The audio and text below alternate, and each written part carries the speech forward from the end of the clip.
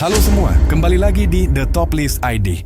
Kita sering berpikir sejarah itu serius, drama, dan peperangan. Tapi tahukah kalian, sejarah juga menyimpan kisah-kisah yang saking konyolnya. Rasanya mustahil kalau itu benar-benar terjadi. Mulai dari perang yang dipicu oleh kue, sampai bencana alam yang disebabkan oleh sirup manis. Kali ini, kita akan bedah 5 hal paling konyol di dunia yang dijamin bikin kalian mikir, seriusan? Kenapa bisa? Yuk, langsung kita mulai.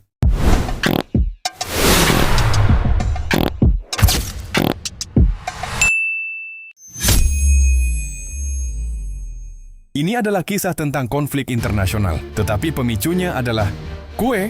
Ya, inilah perang kue atau The Pastry War antara Meksiko dan Prancis pada tahun 1839. Meskipun namanya lucu, perang ini adalah salah satu momen yang mempermalukan Meksiko di awal kemerdekaannya. Setelah merdeka dari Spanyol, Meksiko dilanda kekacauan politik dan kerusuhan sipil. Banyak warga asing, termasuk pedagang Prancis, mengklaim properti dan bisnis mereka rusak akibat penjarahan. Salah satu klaim datang dari seorang pembuat kue Prancis, Monsieur Remontel di Tacubaya, pinggiran kota Meksiko. Ia menuntut ganti rugi 60.000 peso. Karena tokonya dijarah oleh perwira militer Meksiko pada tahun 1832. Klaim Remontel hanyalah satu dari banyak tuntutan kerugian. Namun Raja Prancis, Louis Philippe, menggunakannya sebagai alasan untuk menekan Meksiko agar membayar total 600.000 peso sebagai ganti rugi.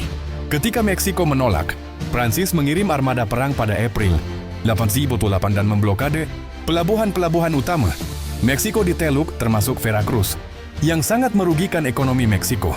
Pada November 1838, Prancis menyerang benteng San Juan de Ulua dan menduduki Veracruz. Dalam pertempuran itu, Jenderal Antonio López de Santa Anna, yang sempat pensiun, kembali memimpin pasukan Meksiko. Ia terluka parah dan harus diamputasi kakinya, sebuah insiden yang malah menghidupkan kembali karier politiknya. Setelah berminggu-minggu pertempuran dan blokade yang melumpuhkan ekonomi Meksiko, Inggris Raya turun tangan untuk menengahi. Pada Maret 1839, perjanjian damai ditandatangani. Prancis menarik pasukannya, dan Meksiko setuju membayar ganti rugi 600.000 peso. Perang kue hanya berlangsung singkat, tetapi meninggalkan dampak besar. Meksiko harus menanggung hutang yang sangat besar. Peristiwa ini menunjukkan kerapuhan Meksiko dan menjadi preseden bagi intervensi Prancis yang lebih besar di kemudian hari. Itulah perang kue. Konflik konyol yang dipicu oleh adonan manis, tetapi berujung pada penderitaan yang pahit. Boston, 15 Januari 1916. Hari itu terasa hangat. Tiba-tiba, suara gemuruh logam memecah kesunyian North End.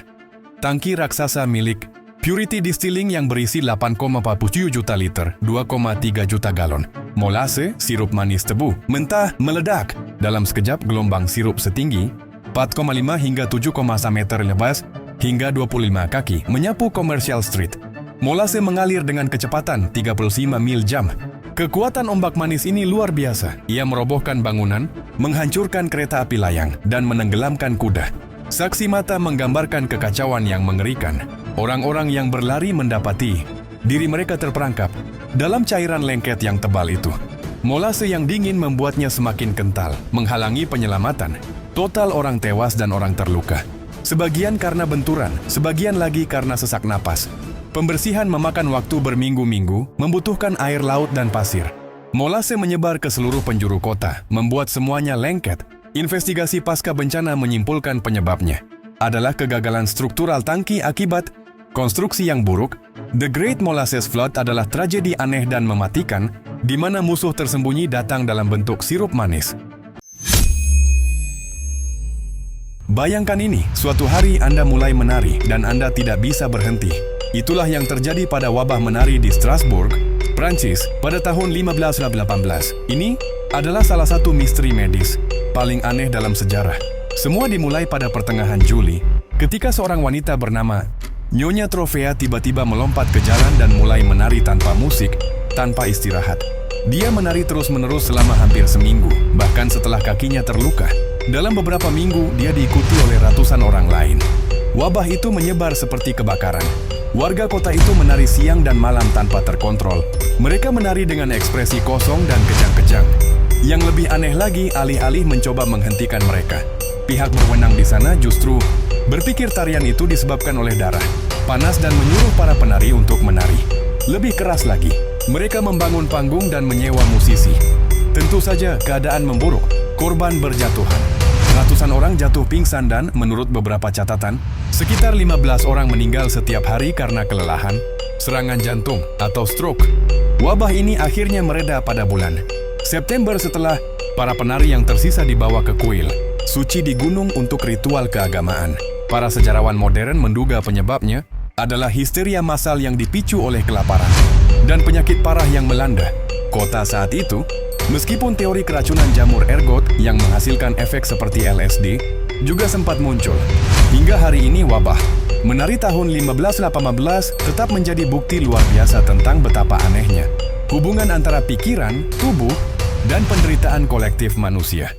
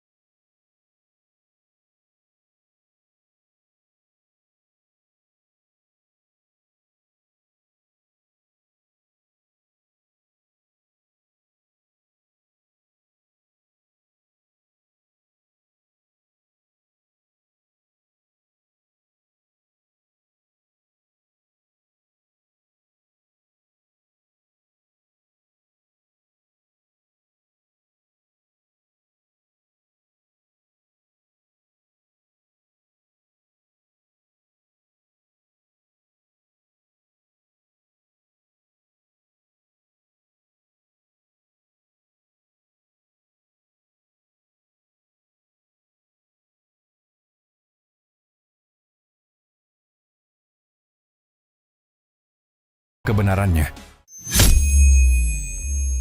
Kisah ini membawa kita kembali ke Prancis abad pertengahan, ke masa ketika garis antara hukum, manusia dan binatang kabur, hingga ke tingkat yang paling konyol. Tahun 1750, di tengah-tengah keadilan yang seharusnya serius, seekor kambing secara resmi diseret ke pengadilan untuk menghadapi tuntutan kriminal. Kejahatannya mengerikan. Kambing itu dituduh telah merusak lahan pertanian dan menghancurkan tanaman, yang merupakan ancaman serius bagi kelangsungan hidup komunitas saat itu. Namun yang membuat kisah ini benar-benar absurd adalah bagaimana sistem hukum menangani kasus ini. Kambing tersebut diperlakukan bukan sebagai ternak, melainkan sebagai terdakwa manusia seutuhnya. Ia ditempatkan di kursi pesakitan, dan yang paling mencengangkan, ia diberikan seorang pengacara yang ditunjuk untuk membela hak-haknya. Persidangan itu berjalan dengan formalitas penuh. Ada hakim, ada jaksa, ada saksi, dan ada pengacara yang berjuang mati-matian untuk kliennya yang berbulu. Pengacara itu berargumen tentang minimnya niat kriminal, atau bahkan mempertanyakan apakah kambing itu memiliki kehendak bebas, sama seperti yang akan dilakukan untuk manusia. Kasus ini, meski terlihat lucu, mencerminkan pemikiran mendalam pada masa itu, bahwa alam semesta memiliki tata tertib ilahi dan setiap gangguan, bahkan dari seekor kambing, harus dipulihkan melalui proses hukum yang sah. Sayangnya, catatan mengenai nasib akhir kambing tersebut, apakah ia dihukum mati atau dibebaskan, tidak selalu lengkap dalam sejarah. Tetapi terlepas dari vonisnya, kisah kambing yang diadili di Prancis tahun 1750 ini tetap menjadi pengingat paling aneh tentang betapa konyolnya keadilan di masa lalu. Seekor kambing di dalam ruang sidang, sebuah kegilaan hukum yang tak terlupakan. Nah, itu dia 5 hal paling konyol yang pernah terekam dalam sejarah dunia. Mulai dari perang yang sensitif pada kue, hingga kasus hukum yang melibatkan kambing. Sejarah memang tidak pernah gagal membuat kita terheran-heran. Menurut kalian, kisah mana yang paling absurd? Komen di bawah. Jangan lupa like video ini. Subscribe ke The Top List ID untuk kisah-kisah aneh lainnya. Dan sampai jumpa di video berikutnya. Stay awesome!